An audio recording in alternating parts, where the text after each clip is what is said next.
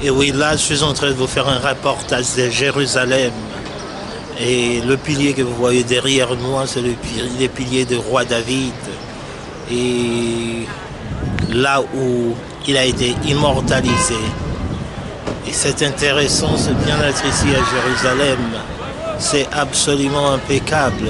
Et vraiment une place pas comme les autres. Chaque pierre de cette cité a une signification. Chaque coin de cette cité, dont cette cité de l'ancienne Jérusalem, a une signification immense. Tu retraces les pas de Jésus partout. Avant qu'il ne soit né, Marie est née ici à Jérusalem. Avant qu'elle ne soit mariée. Et finalement, elle est allée accoucher à Bethléem. Mais en tout cas, tout est à Jérusalem, à laisser Bethléem. C'était la place prévue pour la naissance, ça serait réel. La promesse de Dieu à travers ses prophètes était dit clairement qu'est de la maison de David, et de David qui a construit l'ancien Jérusalem, sortira et celui qui va délivrer le peuple, celui qui va nous pardonner nos iniquités. Alors, Marie est née ici, dans le quartier général des musulmans. C'était avant que l'islam existe. Alors, elle a grandi et nous savons l'histoire qu'elle est allée accoucher à Bethléem. Finalement, Jésus-Christ devait revenir ici. Il devrait revenir ici pour que les prophéties s'accomplissent. Alors Jésus-Christ de Nazareth, puisqu'il est né à Nazareth, il est revenu en Jérusalem. Mais même qu'il soit en Nazareth, les sons, c'est les sons de Jérusalem. L'unique son qui lie Jésus à cette terre, c'est le son de Marie. Et le son de Marie, c'est le son de Jérusalem, de la cité de David.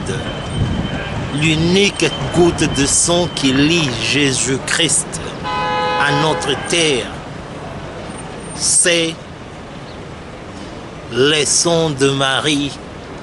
Marie qui est née non loin de Lionsgate, juste au bout de Lionsgate. Elle est enterrée à la sortie, quand vous dépassez Lionsgate, c'est là où elle est enterrée.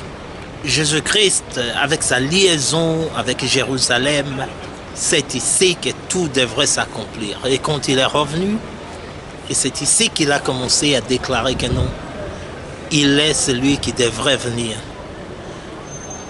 Alors c'était difficile pour que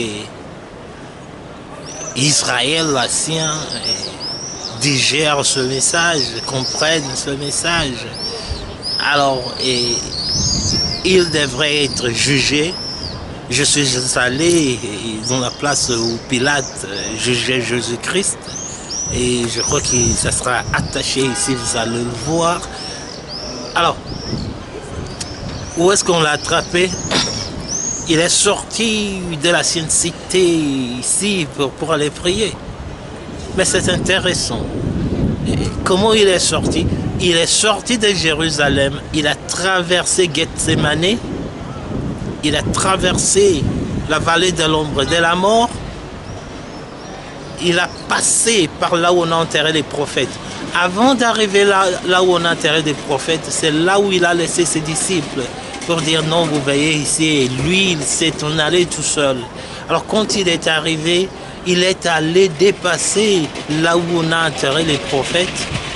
Et il est allé prier. Quand il est revenu, arrivé là où il a laissé ses disciples en Gethsémane, et c'est là où on l'a pris, on l'a ramené ici en ville.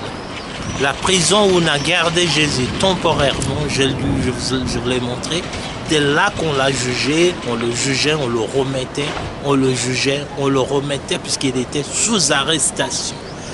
Alors, jusqu'à ce que Pilate lui a appelé, ramenez-moi encore. Il dit, mais monsieur, dis-moi, est-ce que tu es le roi des Juifs, comme tu l'as dit?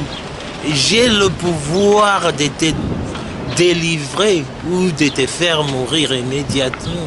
Et quelle a été la réponse de Jésus-Christ? ce pouvoir ne te laisserait pas si ça ne t'aurait pas été donné. C'est-à-dire, tu n'aurais pas ce pouvoir si ce pouvoir ne t'aurait pas été donné.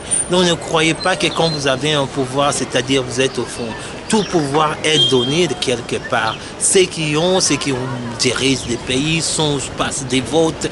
Donc il y a toujours des systèmes. Ceux qui sont des chefs de famille, vous avez le pouvoir de son Dieu a voulu que vous naissiez comme moi. Je suis né dans la famille Pengue, le chef Pengue de Oumangando. Donc ce n'est pas quelque chose que j'ai approuvé, rien. Donc je suis un chef et que les gens le veulent ou pas, et ce n'est pas mon problème. Mais je voudrais tout simplement montrer comment la transcendance de pouvoir était dans le conscient. Alors Jésus lui a dit, écoute, ce pouvoir ne te l'est pas donné, ne te serait pas, et tu n'aurais pas ce pouvoir si ça ne t'aurait pas été donné. Qu'est-ce que Jésus voulait dire par là? Dieu a voulu que tu sois là où tu es. Et moi, je suis le Fils de Dieu. Et toi, tu veux me dire que tu as le droit de me condamner ou de me délivrer. Combien de gens Jésus a délivré? Combien de gens Jésus a guéri? Combien de miracles n'a-t-il pas fait? Et alors, venons et entrons ici, tu lui dis ça. Alors Pilate dit, non, écoutez, ça me dépasse, mais je n'ai rien contre ces gars. Il est allé chez les Juifs pour leur poser encore une question. Je ne trouve rien contre cet homme. Que voulez-vous? Et ils disent, ils ont crié, tuez-le, il doit être tué. Non, si tu ne le tues pas, tu n'es pas ami du roi David, tu n'es pas ceci, cela. Et puis finalement, Pilate a lavé les mains. Quand tu juges dans cette petite maison de gens, quand tu juges, et il est venu, il a lavé les mains, ses vies l'ont vie, et puis il dit non, ce n'est plus mon problème, j'ai lavé mes mains. Et ce n'est pas que j'ai lavé mes mains comme nous pensons que non. Normalement, il a dit j'ai lavé mes mains, c'est-à-dire que non, je quitte de ça. Non, il a réellement lavé ses mains dans un petit pot là et dans la salle de jugement. Il a lavé les mains et dit non, je lave les mains et vous faites de lui ce que vous voulez. C'est comme ça qu'on a porté Jésus. On est venu avec Jésus-Christ. On dit non, il doit être crucifié. Vraiment, Jérusalem, il n'y a rien d'équilibre. C'est toujours des montées ou des descentes. Jusqu'à ce qu'il a été crucifié et après la crucifixion, tout le monde était allé, tout le monde était heureux et qu'il y a des femmes qui pleuraient, des femmes qui restaient et Joseph d'Arimathée qui venait de l'autre côté de Damascus Gate.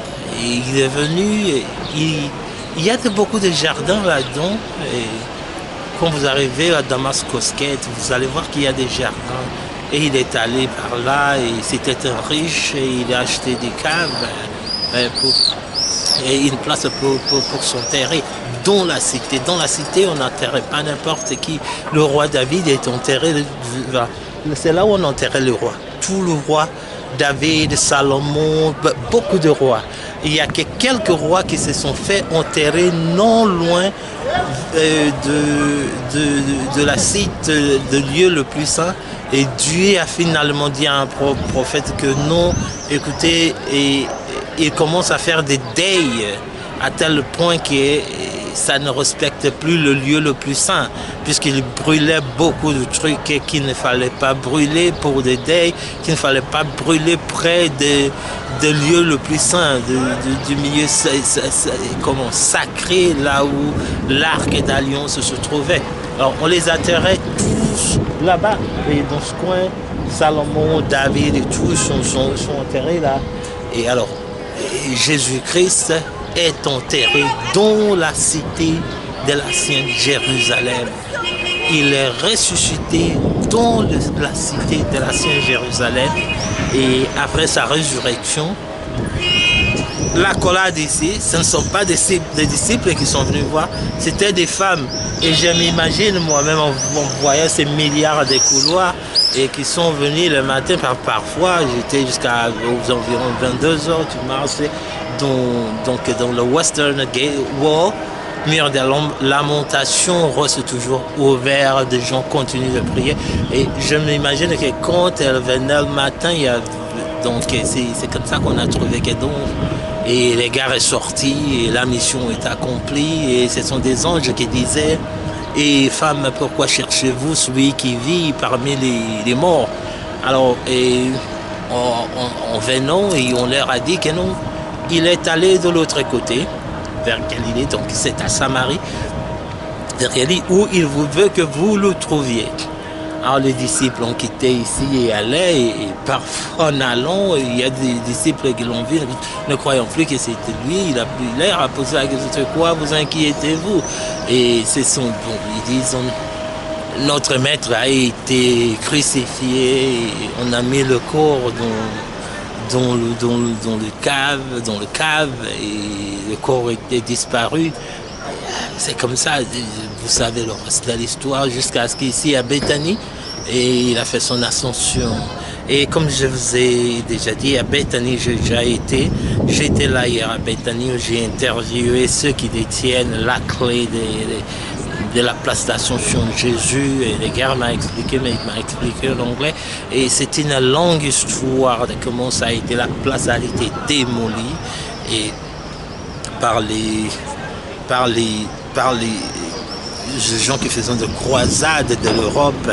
Alors quand la femme qui a découvert la tombe de Jésus a vu la place, elle est allée chercher, elle a retrouvé la place où on a certifié que non, c'est la place dont Jésus-Christ a quitté cette terre et qu'il a fait son ascension. Et alors, elle a construit, elle a érigé une place là pour ça.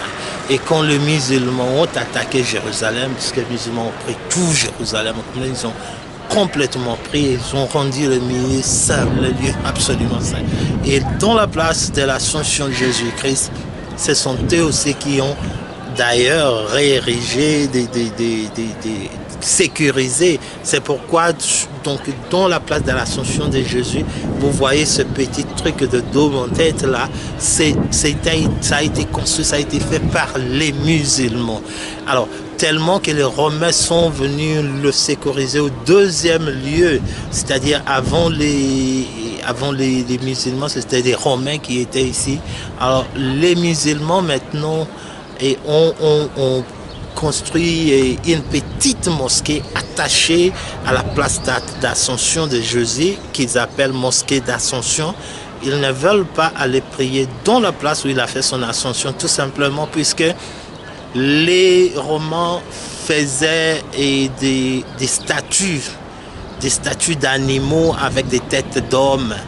Alors pour l'islam, ça c'est interdit. On ne peut pas faire des statues d'animaux avec des têtes d'hommes, ou bien des statues des hommes avec les corps des animaux, ou mettre des statues d'animaux là où il y a la place, là où il y a des places saintes. Alors ils ont refusé, ils se sont construits une petite mosquée qui s'appelle mosquée d'Ascension, attachée, collée et à la place, à l'église d'Ascension de Jésus-Christ. Et c'est ça, et en grosso modo, et l'affaire d'ici à Jérusalem. Et comme je vous ai dit, là je me régale. Si vous voulez, je vais vous montrer encore, je vais vous remontrer Jérusalem. Comme vous voyez, c'est fait beau, c'est toujours beau comme ça. La température a frappé 24 degrés aujourd'hui, c'était absolument chaud pour moi au moins. Et puisque c'est pas, et ici ils sont bien adaptés avec cette chaleur. Et alors le matin quand c'est un peu froid, tu mets des jaquettes et tu sors d'un peu de temps et tu commences à suer. Et alors c'est ça l'histoire, et c'est ça Jérusalem, pilier de David, Jaffa Gate, marron, et Hata Isaac.